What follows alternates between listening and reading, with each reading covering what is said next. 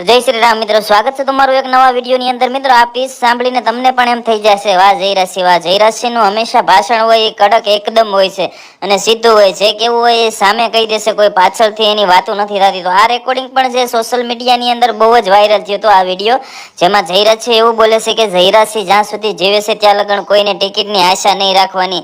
અને જે જયરાશિ 98ની સાલમાં હતા ને, એ જ 98ની ચાલમાં હતા ને, એ જ જયરાશિ અત્યારે હું છે, કોઈને હવા હોય ને તો કાઢી નાખે। તો આખું રેકોર્ડિંગ સાંભળો જયરાશિના મોઢે, તમને પણ એમ થઈ જશે કે વાહ જયરાશિ। તો જે આ ઓડિયો આખો સાંભળો એ ખાસ કરીને કમેન્ટ કરજો કે આ જયરાશિ બોલ્યા છે એ બરાબર બોલ્યા છે, તમને શું લાગે છે? આ વધારે બોલ્યા હોય એવું નથી તમને લાગતું? જે પણ લાગતું હોય કમેન્ટમાં લખો ને સાંભળો તમે। ત્યારે તમારા ગામમાં પરિસ્થિતિનું નિર્માણ થયું ત્યારે તમે વડીલો તરીકે ભૂમિકા શું ભજાવી? શું તમે એને ઠપકો દીધો? એને મેં ઉપાડીને અહીંથી જિલ્લામાં મૂક્યો, મુખ્ય પોસ્ટ ઉપર મૂક્યો। એવી રીતે સિદ્ધરાજ તમે અહીંથી ઉપાડીને તાલુકાનો ચેરમેન બનાવ્યો। જયરાજસિંહ જાડેજા અમે ટિકિટ માંગવા નીકળ્યા, તમે તમારી હેસિયત શું છે?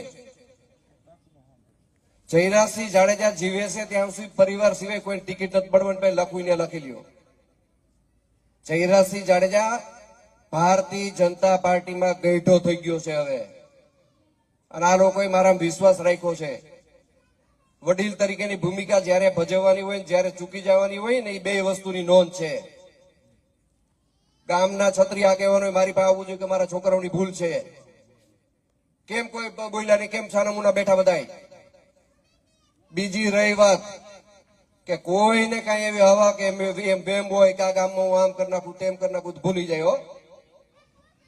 આ જયરાજસિંહ જાડેજા 98ની સાલમાં હતો ને, એનો હિત છે, એમાં જરાય શંકા કોઈ રાખતા નહીં। તો મિત્રો, તમે આખો ઓડિયો સાંભળ્યો હોય તો તમારું શું કેવું છે આ વિશે, કે જયરાશિ બોલ્યા એ થોડુંક વધારે બોલ્યા કે નહીં, એના જગ્યાએ બરાબર બોલ્યા છે? તમને જે પણ લાગતું હોય ને ખાસ કરીને કમેન્ટમાં લખજો, વિડીયો શેર કરજો, અને આપણી ચેનલમાં નવા હોય તો આવા જ આપણે ગુજરાતની હરેક માહિતીના વિડીયો જોવા માટે ચેનલને સબસ્ક્રાઇબ ફોલો કરવાનો ખાસ કરીને ના ભૂલતા।